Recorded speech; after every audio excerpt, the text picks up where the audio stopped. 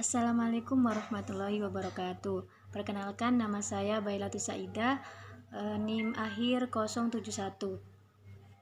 Video ini bertujuan untuk tugas UTS, yaitu bank dan lembaga keuangan, yang dosen pengampunnya yaitu Bu Farahiyah.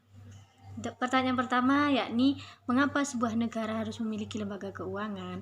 Karena jika sebuah negara tidak memiliki lembaga keuangan, mereka akan kesulitan untuk mengatur keuangan rakyat, sedangkan lembaga keuangan tersebut sudah memfasilitasi dan juga mengatur arus keuangan di dalam sebuah negara.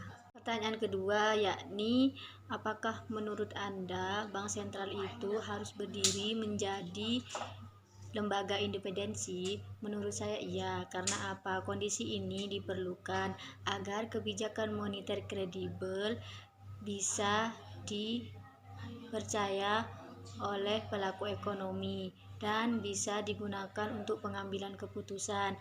Dan di samping itu juga independensi diperlukan untuk menjaga keseimbangan kebijakan moneter dan fiskal. Pertanyaan ketiga, mengapa lembaga keuangan harus diatur dan diawasi? Karena jika sebuah lembaga keuangan tidak diatur atau tidak diawasi, kemungkinan besar bisa mengalami kerugian yang berujung pada hilangnya kepercayaan nasabah. Dan pertanyaan selanjutnya, siapa yang mengatur atau mengawasi lembaga keuangan di Indonesia? Yang mengatur dan mengawasi lembaga keuangan di Indonesia yaitu OJK, Otoritas Jasa Keuangan, yaitu lembaga yang didirikan berdasarkan Undang-Undang Nomor 21 Tahun 2011. Pertanyaan yang keempat yakni, sebutkan dan jelaskan masing-masing kelebihan dan kekurangan bank konvensional, bank syariah, BPR konvensional, dan BPR syariah, dan juga sebutkan dan menurut Anda apakah saja strategi yang digunakan untuk memajukan dan mengembangkan lembaga tersebut. Untuk yang pertama yakni bank konvensional, kelebihannya kepercayaan masyarakat yang tinggi, yang kedua jaringan dan layanan yang luas, yang keempat produk dan layanan yang beragam yang bisa memenuhi kebutuhan nasabah.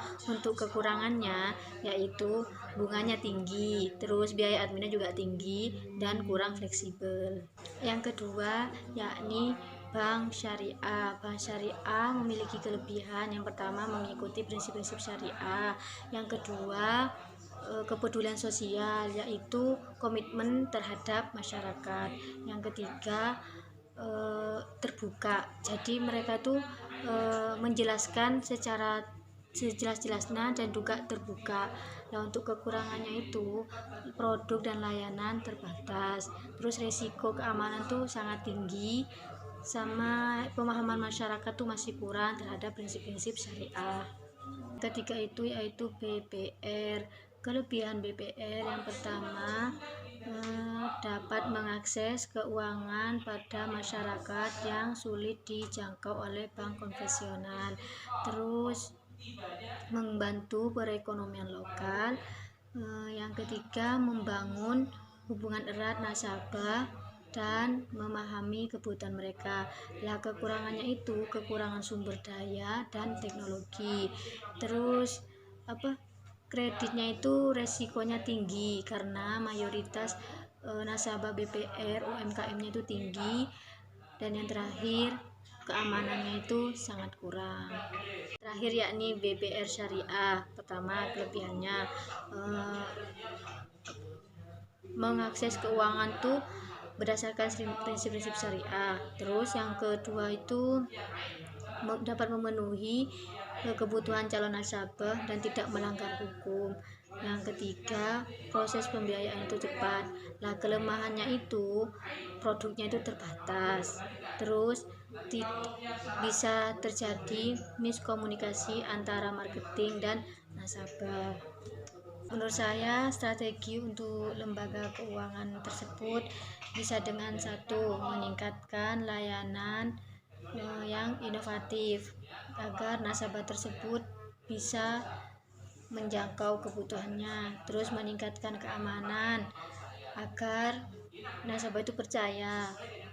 Terus administrasi itu diturunkan, jangan terlalu tinggi, bunganya itu harus kompetitif.